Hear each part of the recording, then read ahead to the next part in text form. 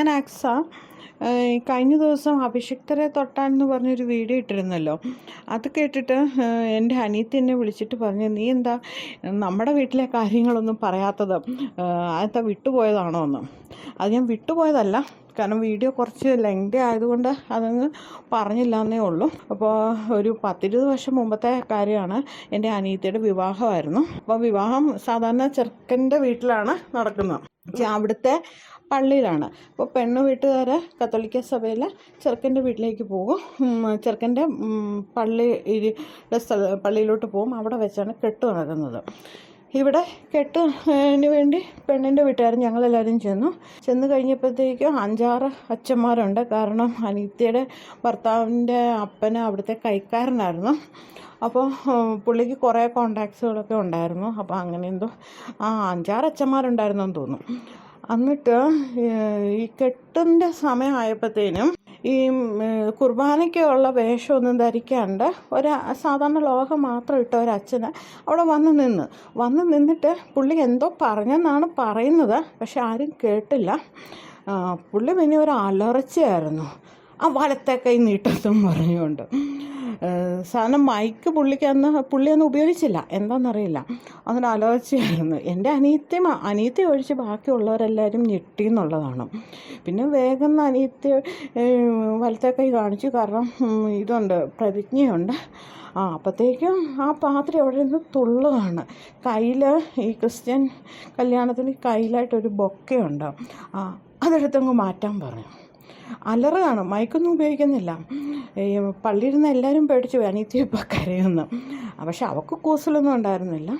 എന്നിട്ട് ആ വിവാഹകർമ്മം മൊത്തം, ആ താലി എടുത്ത് കെട്ടുന്നതും ആ മന്ത്രകോടി ഇടിയിക്കുന്ന സമയം എല്ലാം പുള്ളി കിടന്ന് ഭയങ്കരമായിട്ട് ഷൗട്ട് ചെയ്തായിരുന്നു ആ വിവാഹം നടത്തിയത്. അപ്പോൾ ആ വിവാഹം അങ്ങനെ നടന്നു കഴിഞ്ഞിട്ട് ഞങ്ങൾക്ക് ആദ്യത്തെ ഒരു അരമണിക്കൂറും കൊണ്ട് വിവാഹം നടക്കും. 11:30-ക്കാണ് സാധാരണ കല്യാണത്തിന് കയറുക. ഒരു 12 കെട്ട് നടക്കും. അത് കഴിഞ്ഞിട്ടൊരു 1.5 മണിക്കൂർ പാട്ട് കുർബാനയാണ്. ആ സമയമായപ്പോഴത്തേക്കും ഞങ്ങൾ പതുക്കെ പുറത്തിറങ്ങി. ഇതെന്താ കാര്യം ഇങ്ങനെയൊക്കെ സംഭവിച്ചതെന്നുള്ള എല്ലാവരും അസ്വസ്ഥരായി. അപ്പോൾ ഈ ചെറുക്കനെക്കുറിച്ചൊക്കെ നന്നായിട്ട് അന്വേഷിച്ചിട്ട് തന്നെയാണ് ഈ വിവാഹത്തിന് നമ്മൾ ഇറങ്ങിയതും. അത് കഴിഞ്ഞപ്പോഴത്തേനും ഞങ്ങളുടെ കൂടെ ഒരു MSW കഴിഞ്ഞൊരു ചേട്ടനുണ്ടായിരുന്നു. അപ്പോൾ പുള്ളി പറഞ്ഞു, അതൊന്നുമല്ല, വേറെ എന്തോ ആണ് കാര്യം, നമുക്കിത് കണ്ടുപിടിക്കണമെന്നും പറഞ്ഞുകൊണ്ട് അവിടെ അടുത്തൊരു വീഞ്ഞ് ഷോപ്പ് ഉണ്ടായിരുന്നു. അവിടെ പോയി ഒരു കുപ്പി വീഞ്ഞൊക്കെ മേടിച്ചിട്ട് ഇവരാണുങ്ങളെല്ലാവരും കൂടെ, ഞങ്ങളുടെ കസിൻസും കുറച്ച് സുഹൃത്തുക്കളും എല്ലാവരും കൂടെ, ഈ അച്ഛൻ്റെ അടുത്ത ആൾക്കാരുണ്ടാവും ഈ പള്ളിയിൽ, ഈ കൈക്കാരന്മാർ, പിന്നെ അവിടെ പണിയുന്നവർ, അങ്ങനെയുള്ളവർ, അവരെ അവിടുന്ന് പൊക്കി ഇതൊക്കെ വീഞ്ഞൊക്കെ കുറച്ച് കുടിപ്പിച്ച് കഴിഞ്ഞപ്പോഴത്തേനും അവരിങ്ങനെ പറഞ്ഞ്, ഈ പാതിരി ഒരു 3-4 ആലോചന ഈ ചെറുക്കന് കൊണ്ടുവന്നതാണ്. അതൊന്നും ചെറുക്കന് ഇഷ്ടപ്പെട്ടില്ല.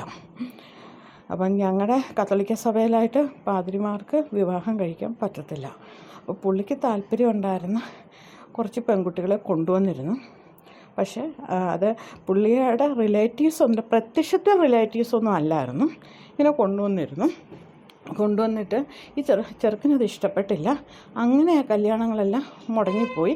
അതിനുശേഷമാണ് എൻ്റെ അനിയത്തെ കണ്ട് ഇഷ്ടപ്പെട്ട് ഞങ്ങൾക്ക് 2 കൂട്ടർക്കും കുഴപ്പമില്ല എന്ന രീതിയിലായിട്ട് ഈ വിവാഹം നടക്കുന്നത്.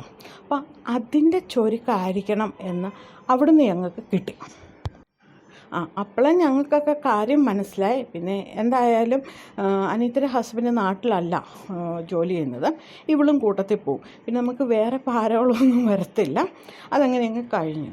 അപ്പോഴേക്കും കുർബാന കഴിഞ്ഞ് വന്നപ്പോഴത്തേക്കും അനിയത്തി കെട്ട് കഴിഞ്ഞാൽ പിന്നെ ചെറുക്കൻ്റെ കൂട്ടരാണ് പെണ്ണിൻ്റെ കൂടെ നിൽക്കുന്നത്. അപ്പോൾ അനിയത്തി ഇടയ്ക്ക് കണ്ണും കൈയൊക്കെ വെച്ച് എന്തായെന്ന്. അപ്പോൾ ഒന്നുമില്ലാന്ന് ഞാൻ കാണിച്ചു. അത് കഴിഞ്ഞിട്ട് കെട്ടെല്ലാം കഴിഞ്ഞ് പള്ളിയിലായിട്ട് സ്തോത്രക്കാഴ്ച ഇടണം. അത് കഴിഞ്ഞിട്ടൊരു ചടങ്ങുണ്ട്. പള്ളിമുറിയിൽ ചെന്ന് ഒപ്പിടണം രജിസ്റ്ററിൽ ഈ വധൂവരന്മാരും, അതുപോലെ തന്നെ വധുവിൻ്റെ ഭാഗത്തുനിന്ന് 2 സാക്ഷികളും വരൻ്റെ ഭാഗത്തുനിന്ന് 2 സാക്ഷികളും.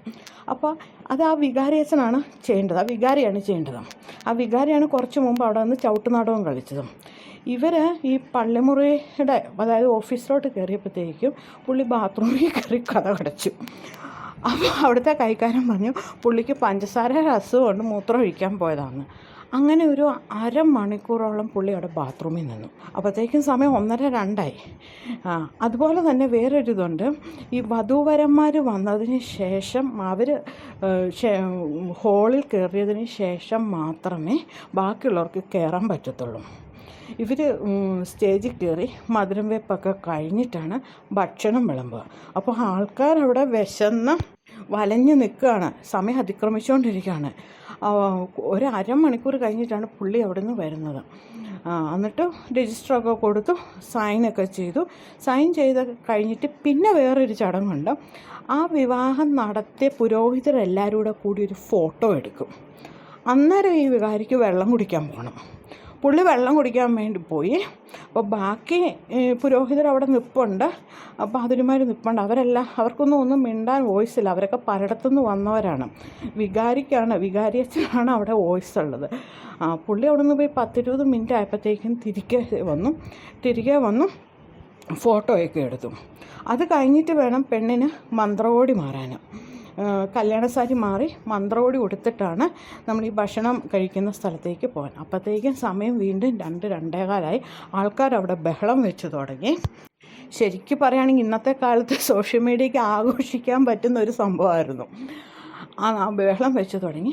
പെട്ടെന്ന് എൻ്റെ ഫാദറും എൻ്റെ കസിൻസും അവളുടെ ഫ്രണ്ട്സും ഞങ്ങളുടെ ഫ്രണ്ട്സും എല്ലാവരും കൂടെ പോയി കഥക് എന്തായാലും ഭക്ഷണം നേരത്തെ കൊടുക്കുക, പെണ്ണ് സാരി ഉടുത്ത് വരുന്നിടം വരെ വെയിറ്റ് ചെയ്യണ്ട എന്ന് പറഞ്ഞ് തീരുമാനത്തിൽ ചെന്ന് കഴിഞ്ഞപ്പോൾ അകത്തുനിന്ന് ആരും വാതിൽ തുറക്കുകയല്ല. അപ്പോൾ പിന്നെ ചെറുക്കൻ്റെ വീട്ടിലെ ഒരാളെയാണ് ഇത് ഏൽപ്പിച്ചിരിക്കുന്നത്. അവർ പറഞ്ഞാലേ അവർ തുറക്കത്തുള്ളൂ. ഇവരവരെ പോയി പൊക്കി, അമ്മാവനെ പോയി പൊക്കി ഒന്ന് വാതിൽ തുറക്കിപ്പിച്ച് ഭക്ഷണം വിളമ്പി.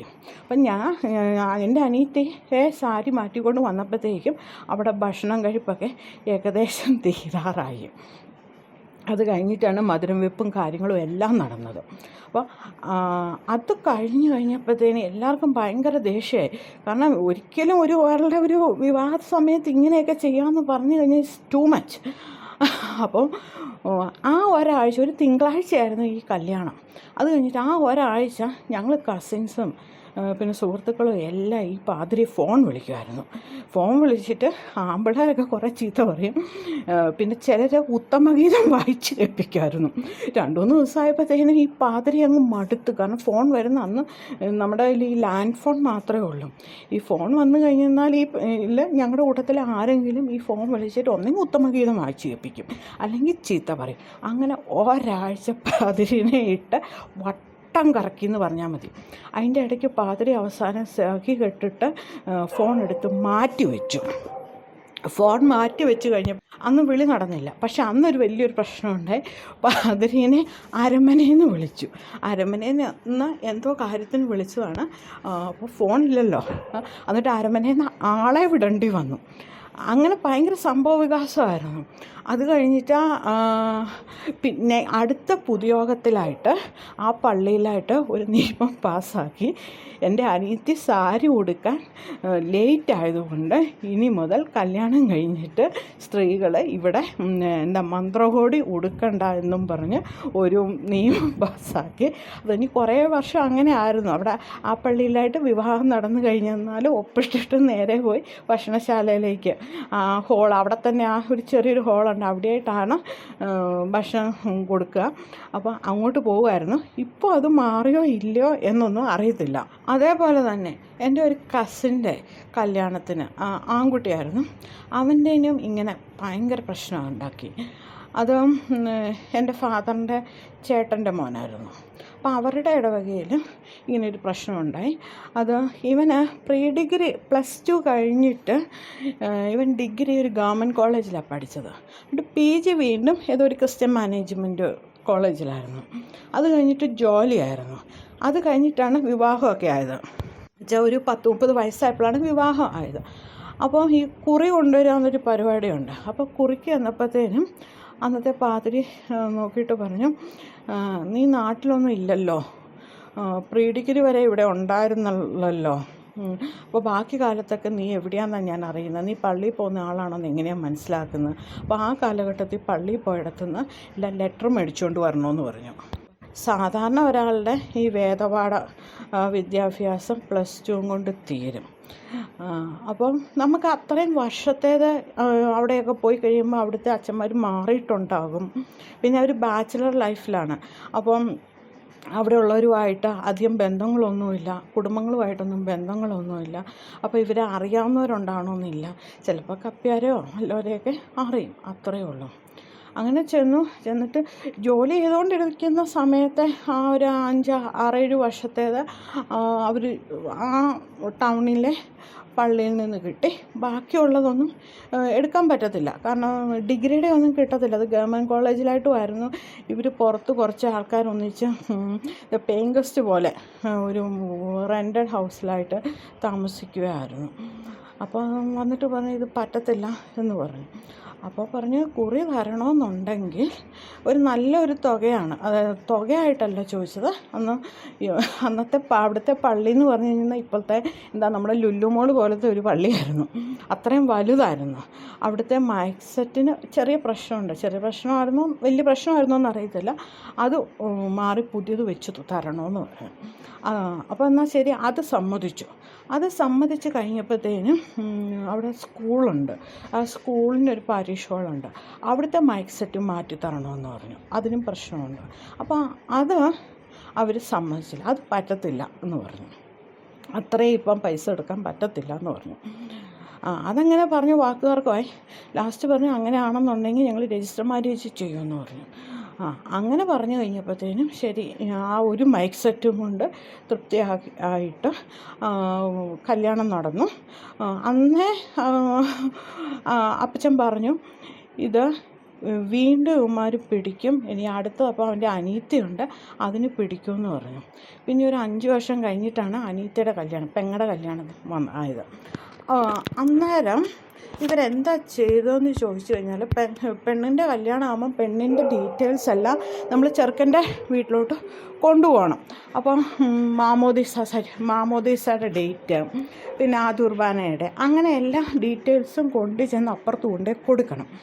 അപ്പോൾ ഇതൊക്കെ കുറി മേടിക്കാൻ വേണ്ടി ചെന്നപ്പോൾ മാമോദീസ ഡേറ്റിൽ ഒരു ഓവർ റൈറ്റിങ് അവരുടെ രജിസ്റ്ററിൽ. അപ്പോൾ പറഞ്ഞു മാമോദീസ മുക്കുന്നത് അമ്മയുടെ വീട്ടിലാണല്ലോ. അപ്പോഴത്തേനും പറഞ്ഞു ഇത് ഓവർ റൈറ്റിംഗ് ആണ്, ഇത് പറ്റത്തില്ല, ഇത് എവിടെയാണോ മുക്കിയത് അവിടുന്ന് ഇത് കൊണ്ടുവരണമെന്ന് പറഞ്ഞു. പിന്നെ 100 കിലോമീറ്റർ അകലെയായിരുന്നു അമ്മയുടെ വീട്. അവിടെ ചെന്ന് അവിടുത്തെ പള്ളിയിൽ ചെന്ന് അവിടുന്ന് മാമോദീസ സർട്ടിഫിക്കറ്റ് എടുത്തു കൊണ്ടുവന്നാണ് അവളുടെ കല്യാണത്തിന് ഇതെല്ലാം റെഡിയാക്കിയെടുത്തത്. അപ്പോൾ ഇവർ ഇങ്ങനെ കണ്ടിന്യൂസ് ആയിട്ട് ഇങ്ങനെ വിശ്വാസികൾക്ക് കൊടുക്കുന്നവരാണ്. എന്നിട്ട് ഇവർ അതിൻ്റെ ഒപ്പം തന്നെ പറയുകയും ചെയ്യും, നിങ്ങൾ ദൈവത്തിനുള്ളത് ദൈവത്തിന് കൊടുക്കണം, സീസറിനുള്ളത് സീസറിന് കൊടുക്കണമെന്നുള്ളത്. അപ്പോൾ അത് പറയുമ്പം നമുക്ക് തിരിച്ചവരോട് ചോദിക്കാൻ വേണ്ടി വേറെ ഒന്നുമില്ല എന്നാണ് എല്ലാവരുടെയും വിചാരം. അങ്ങനെയല്ല, നമുക്ക് അവരോട് തിരിച്ച് ചോദിക്കാൻ പറ്റുന്ന നല്ലൊരു ക്വസ്റ്റ്യനുണ്ട്. സ്വാതന്ത്ര്യ സമരം കഴിഞ്ഞപ്പോൾ ഇവിടെ നിയമങ്ങളൊക്കെ ആക്കി കഴിഞ്ഞപ്പം നമുക്ക് ന്യൂനപക്ഷ അവകാശ നിയമം അനുസരിച്ച് കുറേ അവകാശങ്ങൾ ന്യൂനപക്ഷങ്ങൾക്ക് തന്നിട്ടുണ്ട്. ടാക്സിൽ ഒക്കെ കുറേ റിബൈറ്റുകളുണ്ട്. അതായത് ഇവരുടെ സ്കൂള്, ഹോസ്പിറ്റൽ, അതിനൊക്കെ കുറേ റിബൈറ്റുകൾ, പിന്നെ സബ്സിഡീസ് ഒക്കെ ഉണ്ട്. അതോടൊപ്പം തന്നെ അന്ന് കാത്തലിക്കിൻ്റെ കാര്യം എനിക്ക് കൃത്യമായിട്ട് അറിയത്തുള്ളൂ കേട്ടോ. ഈ ക്രിസ്ത്യൻ കാത്തലിക് സമുദായം ഒരു കാര്യവും കൂടെ നേടിയെടുത്തായിരുന്നു. വിദ്യാഭ്യാസ സ്ഥാപനങ്ങളിൽ ജോലി ചെയ്യുന്ന പുരോഹിതർക്കും കന്യാസ്ത്രീകൾക്കും ടാക്സ് കൊടുക്കണ്ട എന്നുള്ളത്. ഇത് ആദ്യം ആൾക്കാർക്ക് അറിയുമെന്ന് എനിക്ക് അറിയില്ല. വിദ്യാഭ്യാസ സ്ഥാപനങ്ങൾ, അതായത് ഗവൺമെൻറ് ശമ്പളം കൊടുക്കുന്ന വിദ്യാഭ്യാസ സ്ഥാപനങ്ങളിൽ ജോലി ചെയ്യുന്ന, അതായത് കോളേജ്, സ്കൂളുണ്ട്, ഗവൺമെൻറ് ശമ്പളം കൊടുക്കുന്ന. ഞാൻ എയ്ഡഡ് അൺഎയ്ഡഡ് വേർഡ് ഉപയോഗിക്കുന്നില്ല, എല്ലാവർക്കും കൺഫ്യൂഷൻ ഉണ്ടാകാണ്ടിരിക്കാൻ വേണ്ടിയാണ്. അവിടെ ജോലി ചെയ്യുന്നവർക്ക് ടാക്സ് കൊടുക്കണ്ട. അപ്പോൾ ഒരു 2000-ന് ശേഷം, എനിക്ക് തോന്നുന്നത് 2010-ലോ ആണെന്ന് തോന്നുന്നു, ആരോ ഒരാൾ ഇതിനെതിരെ ഹർജി കൊടുത്തു. ഈ ക്രിസ്ത്യൻ സമുദായത്തിലെ പുരോഹിതരും അതുപോലെ തന്നെ കന്യാസ്ത്രീകളും, അതായത് സന്യസ്തരും സന്യാസിനികളും ഇങ്ങനെ ടാക്സ് കൊടുക്കുന്നില്ല എന്നും പറഞ്ഞ് കോടതിയിലായിട്ട് ഹർജി ഫയൽ ചെയ്തു. അത് ചെയ്ത് കഴിഞ്ഞപ്പോൾ കോടതി വിധി പുറപ്പെടുവിച്ചു, അത് പറ്റത്തില്ല, നിങ്ങൾ ടാക്സ് കൊടുത്തേ പറ്റുള്ളൂ എന്ന്. അപ്പോൾ അത്രയും വർഷം ഇവർ ടാക്സ് കൊടുത്തിട്ടില്ല എന്നുള്ളത് ഓർത്തോണം.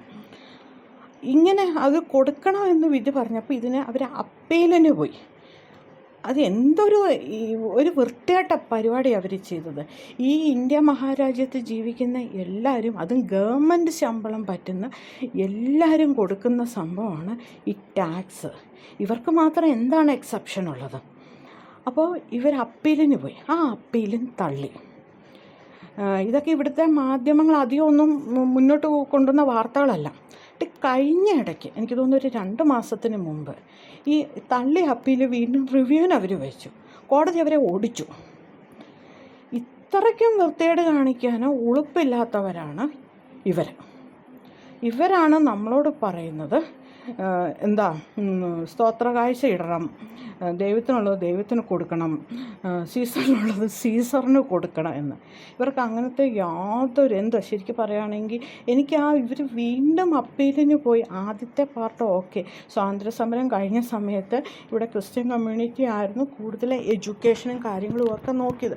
അതിൻ്റെ ഒരു പിൻബലത്തിലായിട്ട് അവർ നേടിയെടുത്ത, അവരുടെ മിടുക്കം കൊണ്ട് നേടിയെടുത്ത ഒരു ഔദാര്യമായിട്ട് എടുക്കാം. അത്രയും വർഷം കഴിഞ്ഞിട്ട് 19-60 വർഷം കഴിഞ്ഞിട്ട് അതിനെ ചോദ്യം ചെയ്തിട്ട് കോടതിയിൽ നിന്ന് തന്നെ ഇങ്ങനെ ഉത്തരവ് വന്നിട്ട് വീണ്ടും ഇതിനൊക്കെ പോകാമെന്ന് പറഞ്ഞു കഴിഞ്ഞാൽ ശരിക്കും പറയുകയാണെങ്കിൽ തായും ഇന്തായും ഇല്ലാത്ത ഒരു പരിപാടി തന്നെയാണെന്ന് പറഞ്ഞേ പറ്റൂ. അതുകൊണ്ടായിരിക്കണം ഒരു മാസം മുമ്പ് ഒരു ന്യൂസ് എല്ലാ മാധ്യമങ്ങളിലും ഉണ്ടായിരുന്നെന്ന് തോന്നുന്നു, പ്രത്യേകിച്ച് ഓൺലൈൻ മാധ്യമങ്ങളിലെല്ലാം ഉണ്ടായിരുന്നു. ഗവൺമെൻറ് ശമ്പളം കൊടുക്കുന്ന ക്രിസ്ത്യൻ വിദ്യാലയങ്ങളിൽ ആരെങ്കിലും ടാക്സ് അടയ്ക്കുന്നില്ലെങ്കിൽ ആ ലിസ്റ്റ് കൊടുക്കണമെന്ന് പറഞ്ഞ് ഒരു സർക്കുലർ ഇറക്കി എന്നും പറഞ്ഞ് ഒരു ന്യൂസ് ഉണ്ടായിരുന്നു. പക്ഷെ അവസാനം ആ സർക്കുലർ ഇറക്കിയവരെ സസ്പെൻഡ് ചെയ്തു എന്ന് പറഞ്ഞാണ് നമ്മൾ അറിയുന്നത്. അപ്പോൾ അങ്ങനെ ഒരു ന്യൂസ് വരാനുള്ള കാരണം ക്രിസ്ത്യൻ പുരോഹിതരും ഈ കന്യാസ്ത്രീകളും ടാക്സ് അടച്ചിരുന്നില്ല. അപ്പോൾ സ്വാഭാവികമായിട്ട് ബാക്കിയുള്ളവർക്കുണ്ടാകുന്ന ഒരു സംശയമാണ്, ഈ ക്രിസ്ത്യാനികൾ ടാക്സ് അടയ്ക്കുന്നുണ്ടോ?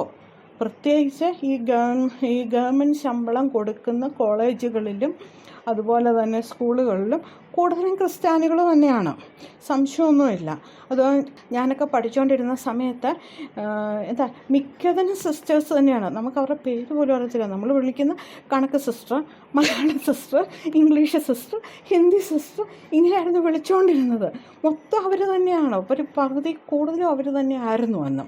പിന്നെ കുറേയൊക്കെ മാറ്റങ്ങളൊക്കെ വന്നുകൊണ്ടിരുന്നു.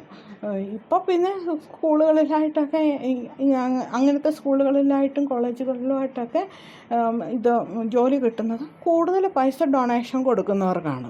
ഇങ്ങനെ വരെ ടാക്സിന് പോലും ഇത് ആദ്യത്തേത് നമുക്ക് ക്ഷമിക്കാം, ഓക്കെ, പിന്നെ റിവ്യൂ കൊടുത്ത് എടുക്കാമെന്നൊക്കെ പറഞ്ഞു കഴിഞ്ഞെന്നാൽ എന്തോ ശരിക്കും ഒരു ആക്സെപ്റ്റ് ചെയ്യാൻ ഇച്ചിരി ബുദ്ധിമുട്ടുള്ള കാര്യങ്ങളാണ്.